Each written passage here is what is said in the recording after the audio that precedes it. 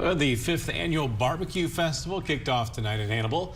There were lots of local eats as the part of the barbecue challenge. Live music also there at the festival with Firehouse and tribute bands performing today, with Randy Houser performing tomorrow. Vendors say they enjoy the crowd as just a place for people to gather. The coming together, just the unity of people coming together, just being at one place, being able to have fun, have good fun, listening to good music and eating good food. Just want to welcome everybody out to the barbecue festival. And they say tickets are being sold fast. You can find them right now on our website at WGEM.com.